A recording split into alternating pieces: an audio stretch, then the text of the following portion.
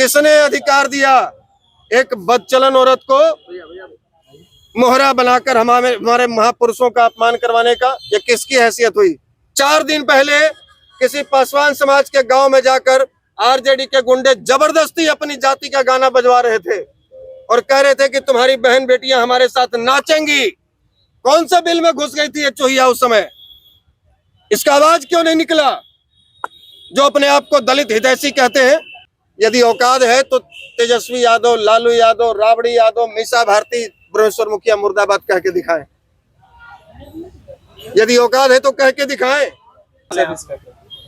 देखिए, हम लोग आज पटना के गांधी मैदान में अभी तो यहाँ एकत्रित हुए हैं और यहाँ से चलकर जाएंगे जेपी गोलंबर, और वहाँ हम लोग एक ऐसी पार्टी और एक ऐसे मुखिया, उस पार्टी के मुखिया का हम लोग पुतला दहन करने जा रहे हैं, जिनका पिछले 40 वर्षों का यदि आप रिकॉर्ड निकालेंगे तो यही उनका तरीका आया है। हर बार यही तरीका अपनाया है। जब चुनाव नजदीक आता है तब ये लोग अगड़ा पिछड़ा, दलित फॉरवर्ड, हिंदू मुस्लिम, ये राग अलापना शुरू करते हैं और ये अपने बोतल से कभी 100 में 90 शोषित है, 90 भाग हमारा है, तो कभी भूरा बाल साफ करो, तो कभी ब्रह्मेश्वर मुखिया मुर्दाबाद जैसे जिन निकालते हैं।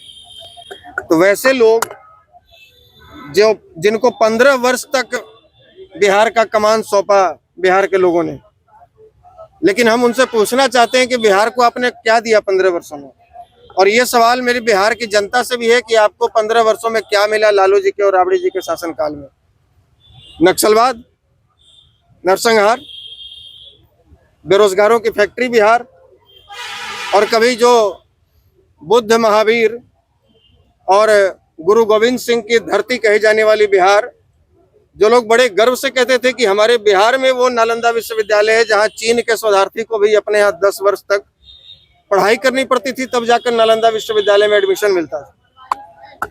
एक ऐसा व्यक्ति जिसने अपने कुर्सी को बचाए रखने के लिए, जो बिहार पर शासन करने के लिए न केवल भूमिहारों का, न केवल सवर्णों का, बल्कि मियापुर में 3 दर्जन यादवों का, शंकर बिघा में 2 दर्जन अति पिछड़ों का, दलेल चक बघौरा में 4 दर्जन राजपूतों का, सेनारा, सेनारी, बारा, चौरम, आइरा, रामपुर जैसे गांव में सैकड़ों भूमिहारों का, और बेलछी में सैकड़ों नोनिया, धानुक और कानू, ये अति पिछड़े समाज के लोगों का नरसंहार करवाया। इनके लोग ये कहते हैं कि हम बाबा साहब भीमराव अंबेडकर को मानने वाले लोग हैं। ये अच्छी बात है। अंबेडकर साहब इस देश के महान से महानतम व्यक्तियों में शामिल हैं और हम भी उनको मानते हैं। ये कहते हैं कि हम उनके द्वारा रचित संविधान को मानने वाले लोग हैं। ये देश संविधान से चलेगा, मनुस्मृति से नहीं चलेगा। ये बहुत अच्छी बात है। लोकतांत्रिक देश संविधान से ही चलना चाहिए, मनुस्मृति से नहीं चलनी चाहिए। और मैं कहता हूं कि मैं अपने जीवन काल में कभी मनुस्मृति नामक पुस्तक देखी नहीं हमने। इन्हीं लोगों के हाथों में देखी, कभी जलाते हुए। ऐसे हमने सामने से मनुस्मृति कभी नहीं देखा। हम भी संविधान को मानने वाले लोग हैं, लेकिन जो कहते हैं कि हम बाबा साहब का सम्मान करते हैं, तो क्या ये बाबा साहब का अपमान नहीं है कि उन्हीं बाबा साहब के द्वारा लिखे गए संविधान ने जिस व्यक्ति को बाइज्जत बरी किया और सारे दोषों से दोषमुक्त करार किया, उस व्यक्ति को खुलेआम इनकी पार्टी के लोग हत्यारा और मुर्दाबाद कहते हैं।